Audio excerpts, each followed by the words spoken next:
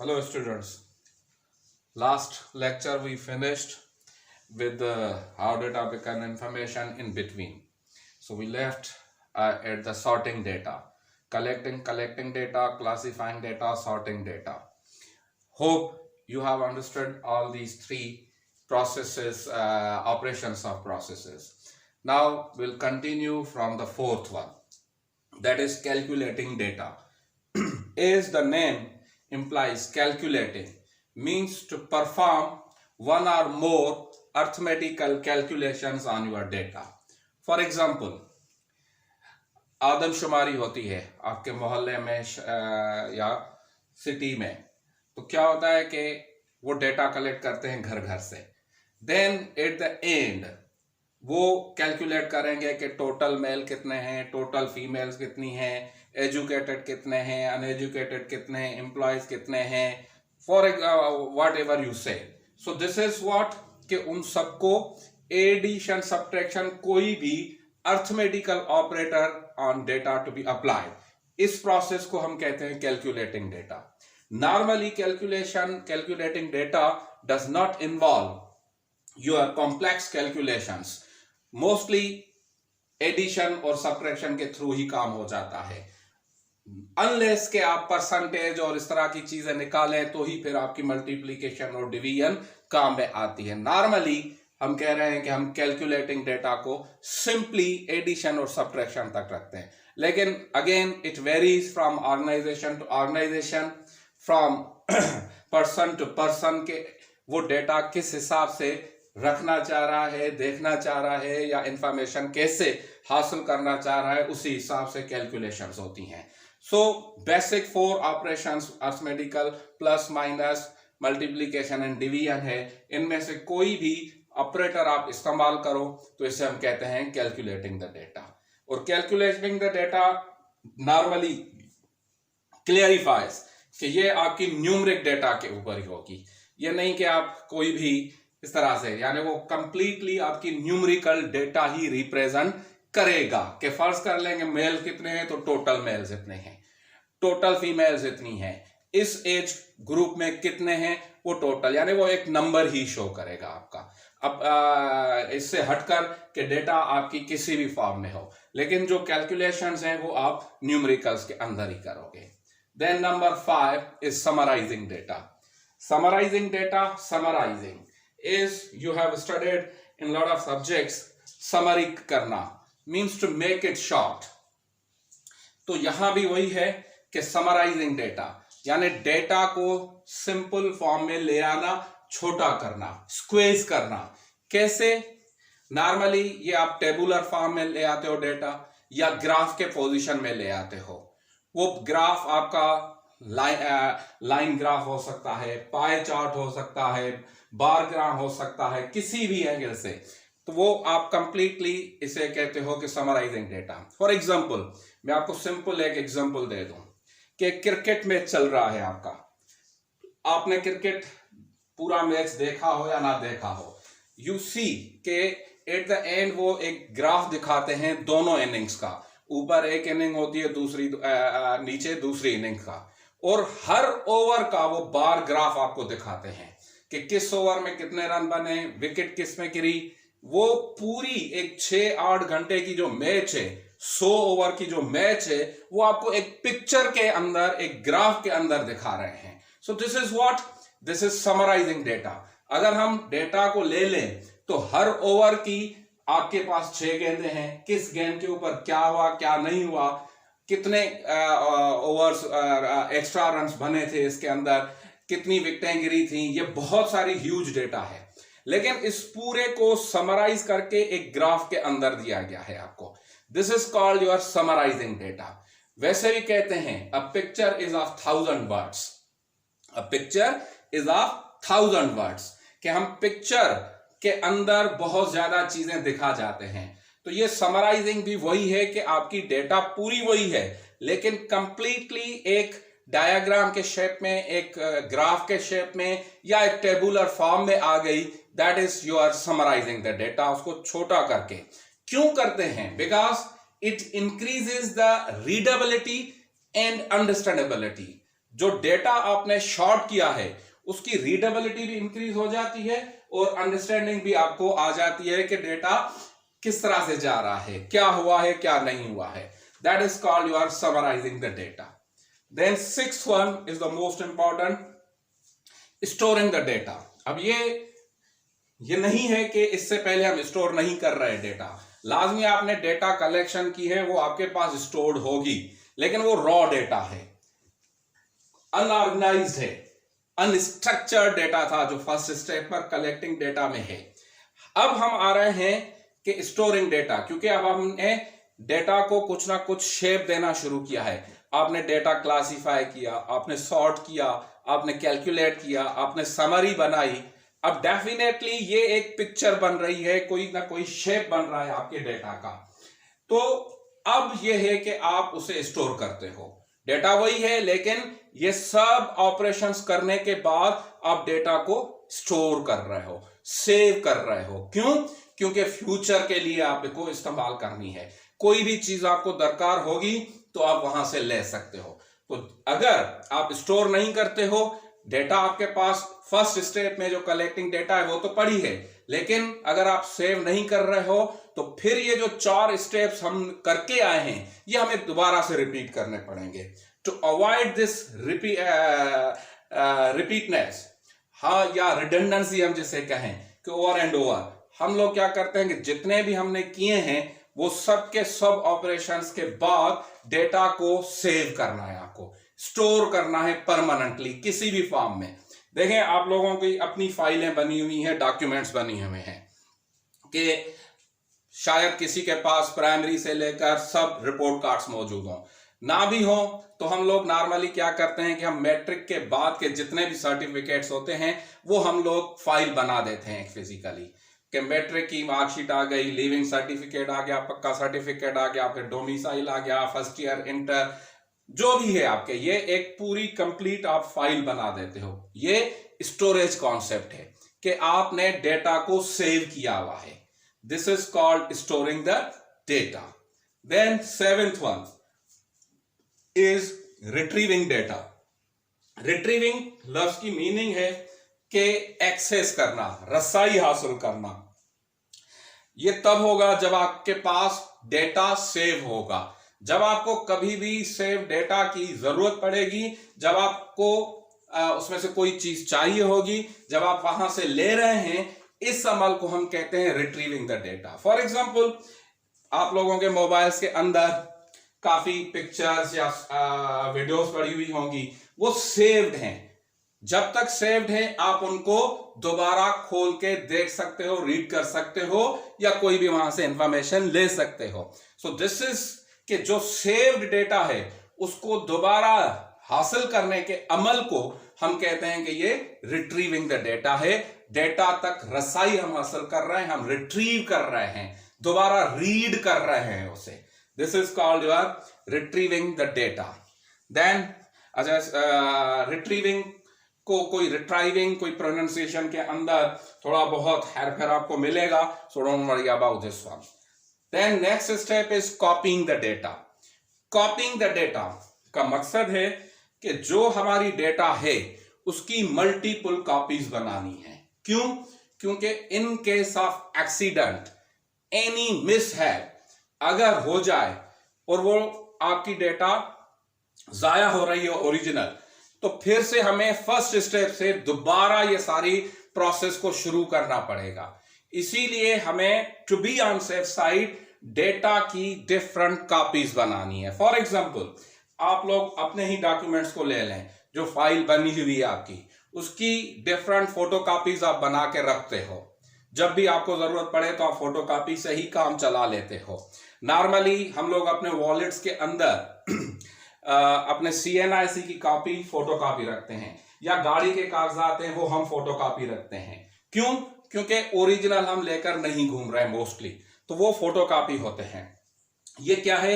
ये है कॉपिंग the data, कि डेटा की मल्टीपल कॉपीज बनानी है. अब इधर बहुत ही ध्यान से आपको करना पड़ेगा कि कॉपिंग द डेटा, जब आपने मल्टीपल कॉपीज बनाई, फर्ज कर लें कि आपने अपने फाइल की मल्टीपल कॉपीज बनाई, अब ओरिजिनल भी उसी में, या आपने फोटोकॉपी वाली फाइल अलग बनाई, नो मैटर, लेकिन एक ही जगह आपने अलमारी में रखी या एक ही फाइल में बना दी, दो फाइलें अलग अलग थी, फिर उसको आपने किसी अलग से बंद करके रख दिया एक ही रैपर के अंदर। फर्ज कर लेंगे वो रैपर कहीं आपका खो गया, यानी ओरिजिनल भी उसमें थे, फोटोकॉपी भी उसमें था, तो ऐसी कॉपी बनाने का कोई फायदा नहीं। खुदा न खास्ता कोई आग लग जाती है और वो आपने एक ही जगह पर रखी थी पूरी डेटा, यानी आपने जो ओरिजिनल भी थे, जो फोटोकॉपी भी थे, जो आपने कॉपी बनाई थी, वो सब के सब आपने एक ही जगह रखी और खुदा न खास्ता आग लग गई, तो क्या होगा इससे भी कि ओरिजिनल भी गया, फोटोस्टेट भी गया। तो ऐसी कॉपी बनाने का कोई फायदा नहीं है। तो करना क्या है आपको, या हमें क्या करना है, जब हम डिफरेंट कॉपीज बनाएंगे तो उनको डिफरेंट ज्योग्राफिकल लोकेशंस पर रखना है। डिफरेंट ज्योग्राफिकल लोकेशंस का मकसद है कि जैसे आपने अपने पास डॉक्यूमेंट रख दिए, उसकी कॉपी बनाकर किसी और रिश्तेदार के यहाँ या कहीं और पर आपने रख दी, आपके पास डिफरेंट ऑप्शंस अवेलेबल हैं। भाई के यहाँ अलग से अलमारी में रख दी या उसके ड्रॉ में अलग से रख दी। इसी तरह से हम जब ऑर्गेनाइजेशन लेवल के ऊपर हम लोग बात करते हैं तो वहां ह्यूज डेटा होता है। डेटा को वहां से आप लोगों को कॉपी करके किसी साइट पर रखना होता है। इसके दो एग्जांपल्स मैं आप लोगों को दूंगा कि ज्योग्राफिकल लोकेशन की हैसियत क्या है।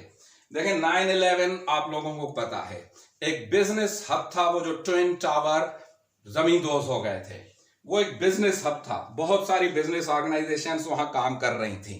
तो जब टावर्स ही नहीं रहे, यानी एवरीथिंग वाज फिनिश्ड, हर चीज फिजिकली वहां से ऑलमोस्ट खत्म हो चुकी थी, तो क्या हुआ कि पूरी की पूरी डेटा चली जानी चाहिए? No, not at all. उनका बैकअप या कॉपी फिजिकली किसी और जगह भी ज्योग्राफिकल लोकेशन पर पड़ा हुआ था, वो वहां से डेटा रिट्रीव करके और फिर से काम आपका स्टार्ट हो गया।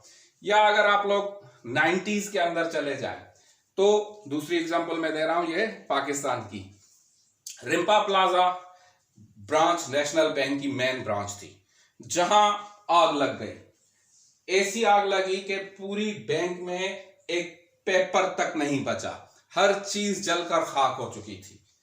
तो वो मेन ब्रांच था जहां पूरे पाकिस्तान का डेटा समझे कि आपका पड़ा हुआ था। तो अब क्या हुआ, उन्होंने भी क्या किया हुआ था कि अपनी वही पूरी डेटा किसी और ब्रांच में रेगुलर बेसिस के ऊपर शिफ्ट की हुई थी, कॉपी की हुई थी। जैसे ही आग लगी, डेटा उनको चाहिए था, वहां से दोबारा रिट्रीव कर लिया, कॉपी कर लिया और ले लिया। सो दिस इज द एडवांटेज कि आपको सिर्फ एक जगह नहीं, मल्टीपल कॉपीज बनानी है, लेकिन ज्योग्राफिकली डिफरेंट लोकेशंस पर भी रखनी है। एक ही जगह अगर ज्योग्राफिकल लोकेशन पर रख दी तो उसका कोई फायदा नहीं। इसकी इस तरह से हम डिजिटल में भी देख लें कि आजकल आप लेके लोगों के पास मेमोरी कार्ड्स है, यूएसबी स्टिक्स है या हार्ड डिस्क है। आपने कॉपी 10 बनाकर एक ही हार्ड डिस्क के अंदर या एक ही मेमोरी स्टिक के अंदर और मेमोरी कार्ड के अंदर रख दिया। फर्ज कर लें कि हार्ड डिस्क जल गई, आपकी यूएसबी काम नहीं कर रही, या वो मेमोरी कार्ड आपका किसी हिसाब से करप्ट हो गया, वो आपका नहीं चल रहा, तो क्या फायदा 10 कॉपियां वहां बना के रखने का। तो अगर आपको डिजिटली भी रखना है तो उसको भी डिफरेंट ज्योग्राफिकल लोकेशन पर। आजकल क्लाउड कंप्यूटिंग का दौर है, कॉपी आपके पास मौजूद है, उसकी कॉपी आप ईमेल के अंदर फेंक दे, कोई ना कहीं वेबसाइट आपकी है, गूगल ड्राइव का कॉन्सेप्ट आप लोगों के पास है, वहां फेंक दे, ताकि इन केस कोई भी मिसहैप, एक्सीडेंट हो जाए, किसी भी हिसाब से इंसिडेंट हो जाए, in any case, in any loss of data, हमारे पास ऑप्शन अवेलेबल हो कि हम वहां से ले लें वापस। इस अमल को हम कॉपिंग डेटा तो कहते हैं, लेकिन ये बैकअप भी कहते हैं इसे, कि हम बैकअप वहां से ले रहे हैं एक्चुअल में। So this is called your copying the data. ये हम कॉपिंग और डिफरेंट ज्योग्राफिकल लोकेशन के ऊपर हम लोगों के एल्डर्स बड़े वो दाना थे, इतने एजुकेटेड तो नहीं थे, लेकिन कॉमन सेंस बहुत यूज करते थे।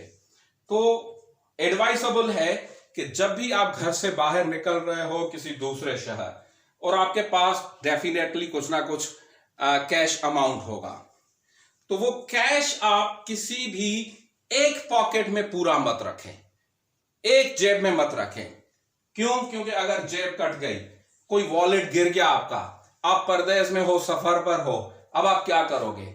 इसीलिए वो भी एडवाइस करते थे एल्डर्स हमें, हमारे एंसेस्टर्स, कि जब भी आप घर से बाहर निकल रहे हो तो आपके पास जो पैसे हैं उनको डिफरेंट पॉकेट्स में डिस्ट्रीब्यूट करके रखो। क्यों? ये भी डिफरेंट ज्योग्राफिकल लोकेशन ही आपकी, कि अगर जेब कटी भी तो एक जेब कटेगी, गिरे पैसे भी तो एक जगह से गिरेंगे, सब जगहों से नहीं गिरेंगे। तो वो अब साइंटिफिक लेवल के ऊपर हम आ रहे हैं कि कॉपिंग डेटा लेकिन डिफरेंट ज्योग्राफिकल लोकेशंस पर रखें। होप कि this must be clear to you people. 9th one is communicating data, data को कम्युनिकेट करना।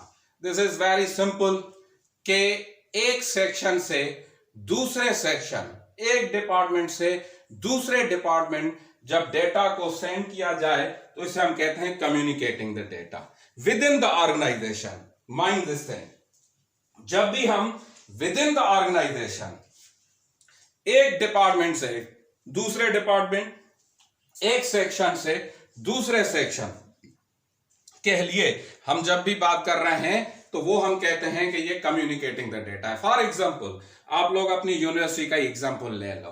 क्या होता है कि आप लोगों की जो रिजल्ट है वो हम लोग कम्युनिकेट करते हैं एग्जामिनेशन ब्रांच को, यानी विद इन द ऑर्गेनाइजेशन है एक डिपार्टमेंट दूसरे डिपार्टमेंट को डेटा कम्युनिकेट कर रहा है, सेंड कर रहा है, इसे हम कहते हैं कम्युनिकेटिंग द डेटा। या आप लोगों की जो एडमिशन की इंफॉर्मेशन थी वो कंसर्न डिपार्टमेंट को भेजी जाती है, पहले आपके आने से पहले ही वो लिस्ट कंसर्न डिपार्टमेंट्स को भेजी जा चुकी होती है। तो दिस इज के एडमिशन सेक्शन से कंसर्न डिपार्टमेंट, एक सेक्शन से दूसरे या एक डिपार्टमेंट से दूसरे department within the organisation है, उसे हम कहते हैं ये कम्युनिकेटिंग द डेटा है। तो ये मोस्टली होता है। और अगर आप लोग बड़े बड़े मॉल्स के अंदर भी चले जाए एक्सक्यूज मी, तो वहां भी यही होता है कि आप ऑर्डर एक जगह पर प्लेस करते हो, आपकी डिलीवरी, आप पेमेंट किसी और जगह करते हो, डिलीवरी किसी और जगह आपको मिलती है। या बड़े बड़े हॉस्पिटल्स हैं, आप लोग देखें कि आप हॉस्पिटल में चले जाओ, आपको मेडिसिन मिलती रहती है, आपकी ट्रीटमेंट चलती रहती है, लेकिन ये पूरे का पूरा प्रोसेस, उनका कम्युनिकेशन इंटरनल चलती रहती है एक दूसरे सेक्शन से, एक दूसरे डिपार्टमेंट से, कि क्या क्या एक्सपेंडिचर हुआ, कितनी विजिट्स हुई, वो पूरा उनके पास एक रिकॉर्ड कम्युनिकेशन के मोड में चलता रहता है। जब आप डिस्चार्ज लेने जाते हैं हॉस्पिटल से तो वो पूरे का पूरा आपको निकाल कर दे देते हैं, आपको हर एक सेक्शन में जाने की जरूरत नहीं पड़ती। आप जब बिलिंग के ऊपर जाते हैं तो वहां ये पूरी इंफॉर्मेशन ऑलरेडी अवेलेबल होती है। इसे हम कहते हैं कम्युनिकेटिंग द डेटा, और data travels within the organisation. Organisation के अंदर जब डेटा आपकी ट्रैवल कर रही है, इसे हम कहते हैं कम्युनिकेटिंग द डेटा। अच्छा, इसके अंदर मे बी और मे नॉट बी, जरूरी नहीं है। जब communication within the organisation, जब डेटा ट्रैवल कर रहा है तो जरूरी नहीं है कि उसके ऊपर किसी अथॉरिटेटिव बंदे की या पर्सन की या पर्सनालिटी की कोई साइन हो, वो विद इन द ऐसे ही चलता है। और नॉर्मली ये डेटा कम्युनिकेट फिजिकली अगर ना भी हो, ये डिजिटली चलता रहता है। वंस वो आ गई आपकी ईमेल से तो वो सर्टिफाइड होता है कि ये साइन है। Then last one is reporting data. Reporting data is somehow same as of communicating data, लेकिन थोड़ा सा फर्क है। कम्युनिकेटिंग डेटा क्या है कि विद इन द ऑर्गेनाइजेशन जब आप की डेटा ट्रेवल करती है एक सेक्शन से दूसरे सेक्शन या एक डिपार्टमेंट से दूसरे डिपार्टमेंट, तो इसे आप कहते हैं कि ये कम्युनिकेटिंग द डेटा है। जबकि reporting data means your data is going outside your organisation, आपकी ऑर्गेनाइजेशन से बाहर की तरफ जा रही है, आप किसी को भेज रहे हो। फॉर एग्जाम्पल, इस यूनिवर्सिटी के फॉर्म हम ले लें तो यूनिवर्सिटी को फंडिंग HEC की तरफ से चलती है। तो at the every year university को एक रिपोर्ट बनाकर भेजनी होती है HEC को कि इतने स्टूडेंट्स एनरोल हुए थे, कितने पास हुए, किस किस डिसिप्लिन में हुए, कितने फेल हुए, कितने मेल्स हैं, कितने फीमेल्स हैं, ईच एंड एवरीथिंग वो एक कम्युनिकेशन ही है, लेकिन आप ये आपकी ऑर्गेनाइजेशन से बाहर की तरफ जा रही है, तो इसे हम कहते हैं रिपोर्टिंग द डेटा। और जो रिपोर्टिंग डेटा है वो नॉर्मली किसी आपकी ऑर्गेनाइजेशन के लेटर पैड पर होती है और must be signed by authoritative person, जबकि कम्युनिकेशन में वो लेटर पैड भी जरूरी नहीं है और किसी के साइन भी जरूरी नहीं है। रिपोर्टिंग डेटा के अंदर यह जरूरी है कि वो एक आपके लेटर पैड के ऑर्गेनाइजेशन के लेटर पैड पर होनी चाहिए और साइन की हुई हो, तो इसे कहते हैं हम reporting data. So now these 10 steps are clear: collecting data, classifying, sorting data, calculating data, summarising data.